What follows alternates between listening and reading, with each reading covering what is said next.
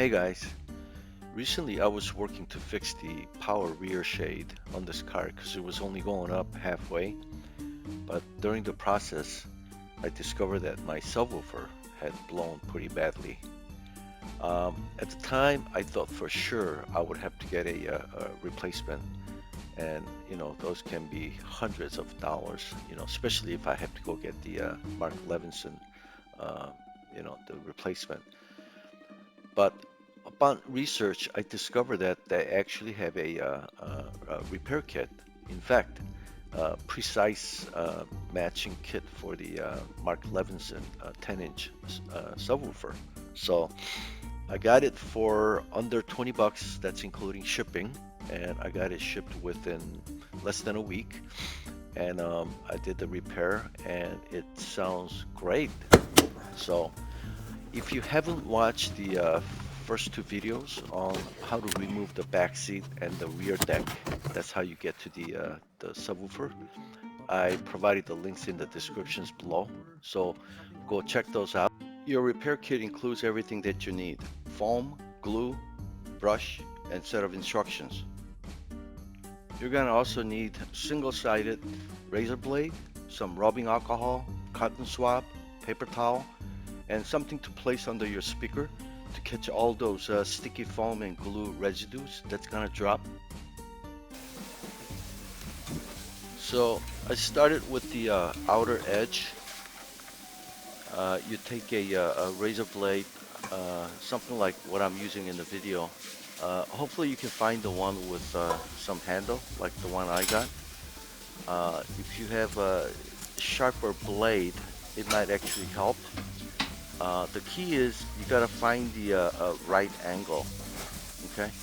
And once you find that right angle, then you can smoothly, kind of peel off all the glue and foam materials. But be careful, this is not a very lengthy job, nor is it difficult. So don't rush it. Right now the video is in 2 times the speed, so uh, don't cut yourself. Later on, I actually wore a glove on my left hand when I was working on the cones, to make sure that, to reduce the chance that I'm gonna cut myself. So once I got the outer edge out, then I used my hand to remove the large pieces of the cone first. After that, I used the razor blade very carefully. So this is a little bit tricky because uh, the razor blade wants to bite into the cone, which is kind of like a paper, it's kind of like a cardboard paper-like material. That's the closest description I can make. So just be careful. I think the key is don't go too fast.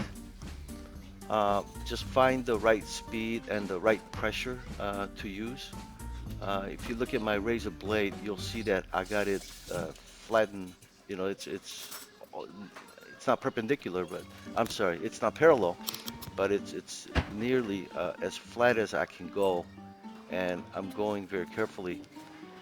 Don't put pressure on the cone without providing the support below, because you don't want to damage the cone, and then you might be looking at actually replacing the whole thing. So for the outer edge, I think I probably went around 2 times. Maybe it's not even caught on video, but I might have gone through a third time to take off all the small residues. For the inner part, I had to go through it, quite a bit. I maybe, 4, 5, 6 times. But this is not all of it. So once you get the large chunks removed, if you press too hard, there were spots where it really wanted to bite into the cone paper-like material. So after I was done with the razor blade, I used my finger basically to kind of rub off the some of the leftover residue.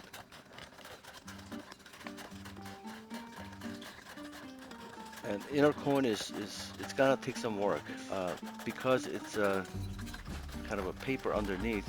you're not going to be able to completely remove the glue and all the foam. So idea here is remove as much foam as you can. Okay, idea is not to remove all the glue because that's going to be impossible. Okay, so I just went around with my finger and rubbed off as much as I can. Some of this material is kind of sticky, so I actually have the plastic clear color plastic mat that I'm working with. So make sure you place something, you know, like a garbage bag or newspaper or something. Otherwise, you'll have to do a lot of cleanup on your table later. Okay, so I did up to step 5. Step 6 says apply using a cotton swab. Apply rubbing alcohol to the foam and glue residue around the edge of the comb. So it says so I gotta get it wet and put some alcohol there. The rubbing alcohol really works against this glue. So once applied, the hard glue becomes kind of soft, kind of gooey like material. So you're able to actually get quite a bit off, but it comes off slowly. So I think I went around 5, 6, 7, maybe 8 times. I went around quite a bit because it comes off in small chunks at a time. And sometimes I had to use my fingers to kind of peel off some of the gooey glue. So that works. Just be careful not to over wet your comb. Just stay close to that black glue and foam edge. And don't forget to frequently swap out to a new cotton swab because that's how you're going to be able to clean this quickly. Now, how many times do you have to do this? It depends how much you got it scraped off and how much glue is coming off with your rubbing alcohol. So just keep going until the surface becomes reasonably, flat, and you feel like you got most of the glue out. You're never gonna get completely all the glue removed. One other trick that I was using was after I would wet a section, I would take a razor blade very carefully and lift up the kind of the loose and soften the glue and foam materials. This part of the video was very, very long. Even though at 5 times the speed, it's still, there's a long content left on this. So I'm gonna cut it off here and move to the next section. After I removed all the foam as much as possible, I used a small brush. This came with the hair clipper, and I just went around and cleaned off all the dust particles. So do this pretty thoroughly, especially around the surface where you're gonna apply the glue. Otherwise, that could be your weak point for it to fail again. After that, I use the rubbing alcohol to clean all the surface, especially the surface where you're gonna apply the glue. Okay. You can use paper towel for this, but I found that my wife's makeup remover worked better to clean the surface. What's funny is she doesn't even use makeup, but she still had this, so that was good. I went around several paths, maybe 4 or 5 times, until I couldn't get the black material to show up on my the cotton. Okay, this is the piece that sits on top of the speaker. So gotta clean this too. It's gotta get glued on.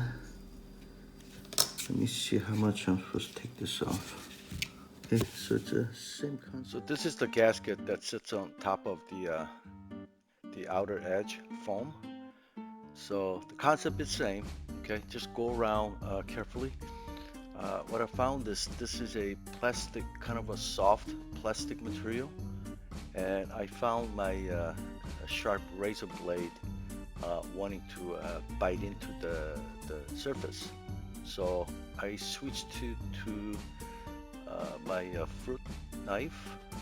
It was not as sharp as the razor blade, so I guess I alternated back and forth a little bit, but probably ended up using the kitchen knife a little bit more. So after that, clean this really thoroughly. Okay, this is going at the 7 times the speed. Okay, so you can kind of see how long this took. I would say overall the entire repair probably took a little more than 1 hour. Okay, I've cut off quite a bit of video and also speed through a lot of the same steps, but I was going carefully at it, right? I didn't want to repeat this whole thing all over again. It wasn't so much the $20 the phone repair kit, but the amount of effort you got to go through in tearing out all your back seat and your rear deck. That's a lot of effort. You're taking out a lot of stuff, so I didn't want to repeat that. So just go through it, and again, make sure all the surface is really clean and let it air dry. It'll help with the gluing. Okay, so I got everything cleaned up. Right here. Where is it? Right here is the notch. So first, put it in a correct, correct position like this. This is how it's gonna install, right? We're gonna glue the inner edge, and then we're gonna lift up the edge here, and we're gonna glue this onto the metal rim here, okay? But keeping this tab in mind, that's where you want to end up, okay? But to glue it, first we're gonna start out upside down, okay? So we can apply the glue. This thing came with this glue, and it came with a brush. What did I do with it? But I don't think I'm gonna need the brush.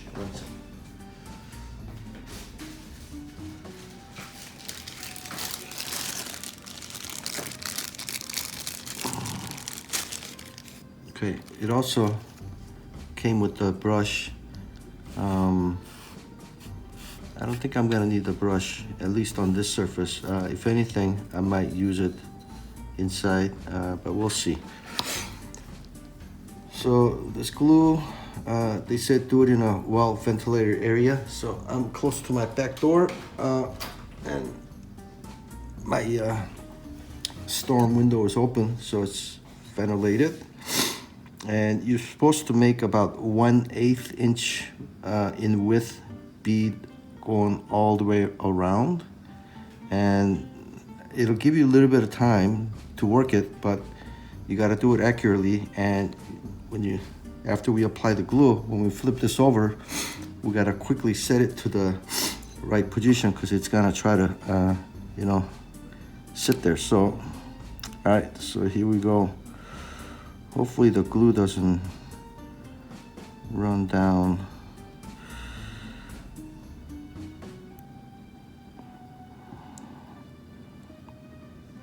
Okay, so I'm not making an even. Hopefully you guys have more steady hands than me. So far it's not going in there even, but I'll spread it once I get it put on. Like I said, this is my first time doing this. I watched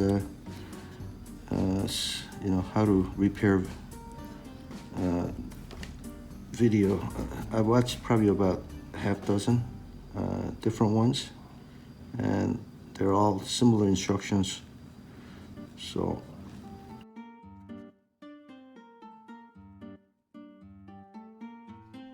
I ran around a couple, 3 times, and I used the nozzle of the glue to kind of spread it evenly.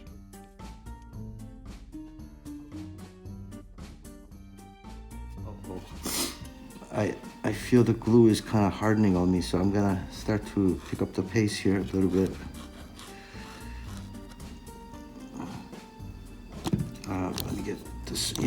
thread, and then I gotta get this flipped over quick.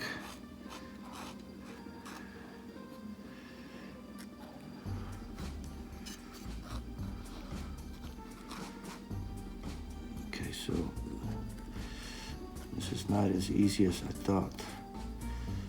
In terms of the speed at which you gotta work. All right, let me close the cap. Okay, where's my tab? Okay, so my tab is here.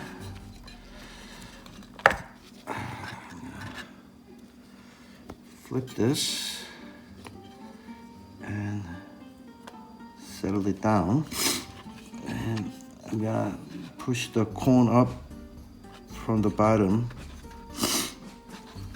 Sorry for, I think I caught a cold. I got a runny nose here. Now you're watching 7 times the speed. So I went around with using my fingers, using the bottom of the permanent marker. I went around, I don't even know how many times, but I went around a number of times, just making sure that the glue was even.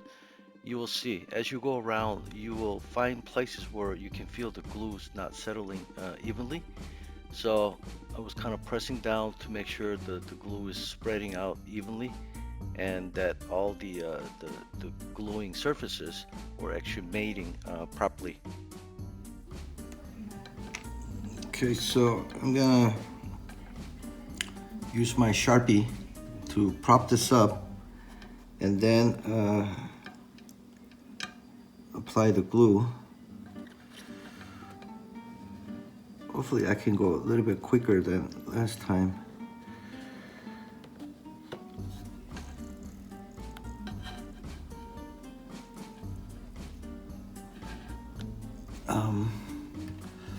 Actually, I'm not sure. Maybe it's easier to hold it with my hand.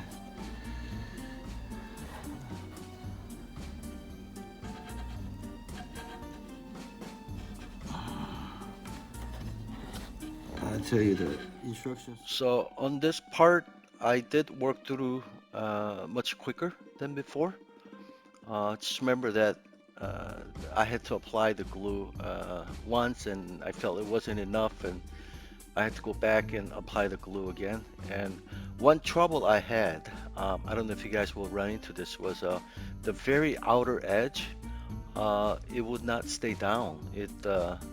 I would go around and press down on it, and then as soon as I work on the other side, it would, prop back up, as you can see in the video.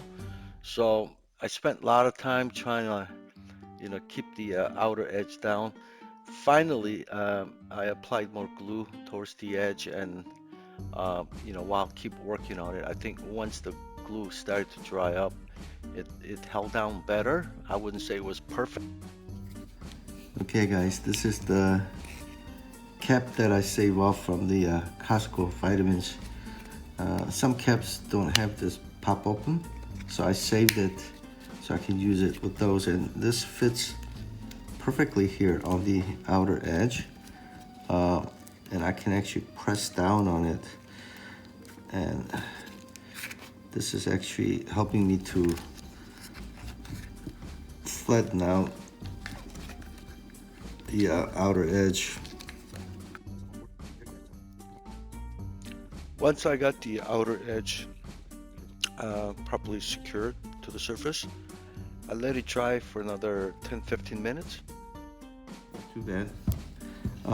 The other thing I want to point out is this connector here, okay? That's gonna go in here. I didn't show you how to unhook it, but it's pretty obvious. You just squeeze it and pull it out. So this is gonna line up pretty much like right there, okay? Right next to this, right there. Because of and I think that's important because of the length of this wire harness that needs to connect into another place. In other words, you don't want it way over there or way somewhere else, okay? So I looked at the older video and I can see that it came off right here. Also, you see this right here? This one has a 2 tabs sticking out. All the other ones are single ones. So there's 2 tabs. If you notice in the speaker, there's a notch here, and that's the only place where it's big enough for this 2-piece, two tabs to go in. Okay, so that's gonna line you up, and actually that's probably a better way to know where this is gonna end up. Okay, so I'm about to glue this back. There's another foam on the top here. I don't think it affects the speaker. Maybe it's oh, I know why. The rear deck's gonna sit here, so I think that's just a cushion. My replacement didn't have another sponge. It feels like a little sponge foam. So, all right. So I'm gonna glue. I guess I'm gonna glue. I'm gonna flip it upside down and glue the edges here.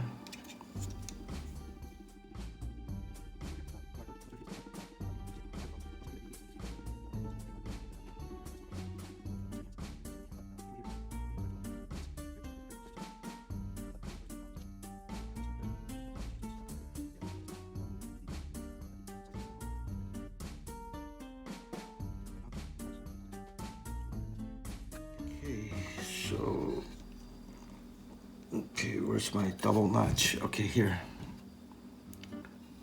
So I'm gonna line up this double tap to the big notch here,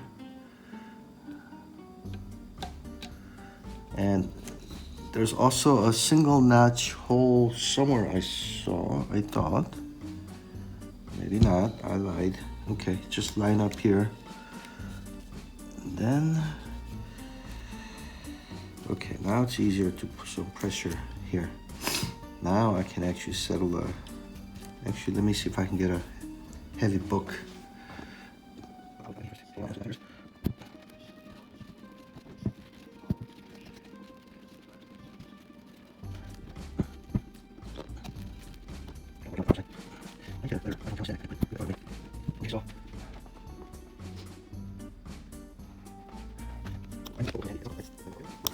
And this book will come in handy at some point, right? If not in my programming, then at least in fixing the car. So this is actually a quite old book.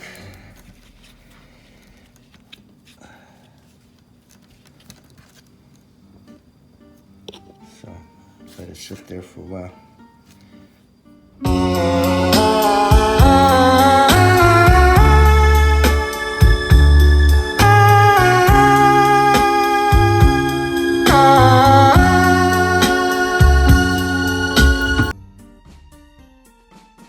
So I let the whole system dry overnight, and I did a test install because I'm still working to figure out how to fix the rear power shade, so I can't really assemble everything back together.